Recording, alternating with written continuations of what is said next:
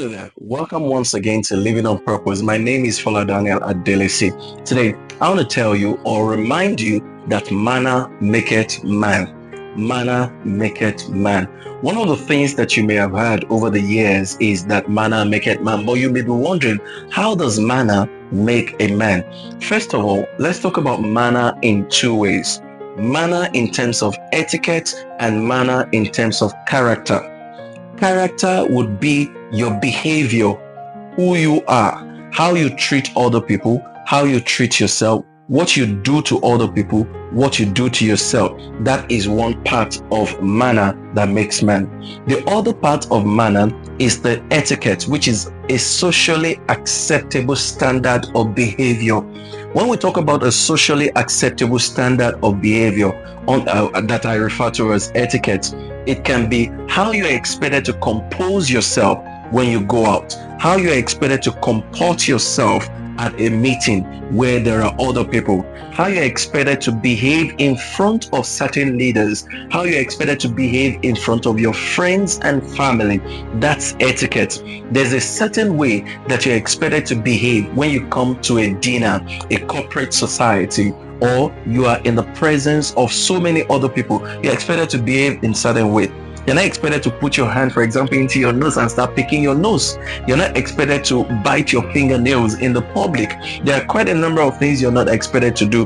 There's a certain way that you're expected to dress. That's also part of the etiquette and the socially acceptable standard of behavior. Why is this part important? Sometimes there are opportunities that people want to pass on to you, but they would determine if they should pass those opportunities to you on the basis of how you appear. Whether you like it or not, appearance will determine so many opportunities for many people. Just showing up and looking good, you would have won the opportunity. Somebody at some point spoke with some interviewers and they agreed that there is a certain bias that gives people who are being interviewed an unfair advantage if they show up at the interview looking good.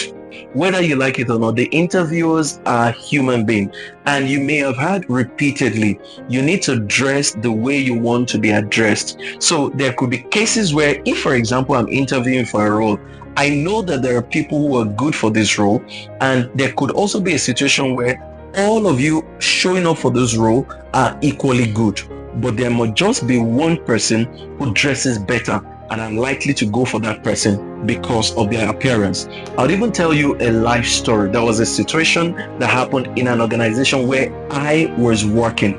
There were two people who showed up for an interview, and both of them were good for that job role. But how did the interviewers determine the person to be chosen? When they were confused and didn't know who to choose for the role because they were equally good, they then went to the receptionist and asked questions about the two of them and how they behaved at the reception. They found out that one of the interviewees was relating professionally with the receptionist, was having a chat, just being nice to the receptionist.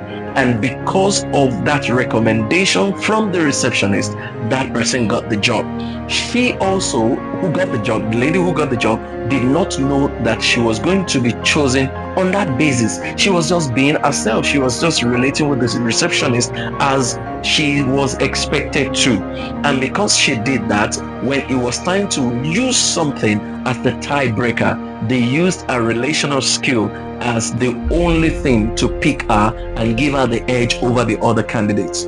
You need to understand that when you go into organizations, treat people well. From the gate, treat the gate man, the security man nicely. Treat the security man well. Treat the people at the front desk nicely. You never can tell who they are. Somebody might be disguising, and even if they are not disguising, the most important thing is that they are human beings. And if they are human beings, they deserve to be treated very well. It is your manner that will determine how some doors will open to you. So if you treat people disrespectfully, it is not the people that are the problem. You are the problem when you treat other people disrespectfully. If you mishandle someone just because you think they are at the lower cadre of life, They are not the problem. You are the problem. You are the one who doesn't see meaning in the lives of other people. You are the one who thinks that other people are not as important and you are treating them like trash. So the problem is not them, it is you. You need to stop treating people like trash, regardless of their social status, regardless of who they are, regardless of what they have in their hands. You need to treat people well, even if they don't look like they are rich. You need to treat people well, even if it doesn't appear as if they can help you. Your manner is what tells us who you are.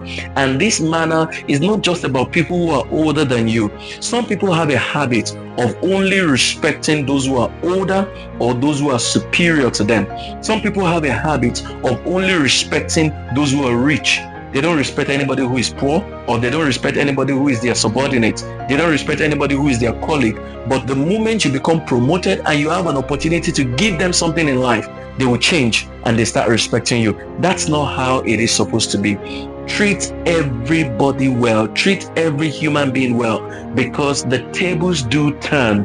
And when they will turn, you may not be the one to turn the table. You also will not know when exactly the table is going to turn. So if you really want the tables to turn in your favor, make sure you treat everybody well, because don't forget, manner maketh man.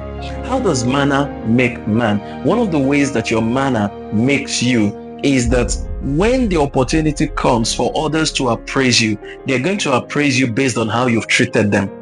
When the opportunity comes for others to give you platforms, they will determine what platforms you get based on how you have treated them. So ultimately, it is your attitude to others that will determine your altitude.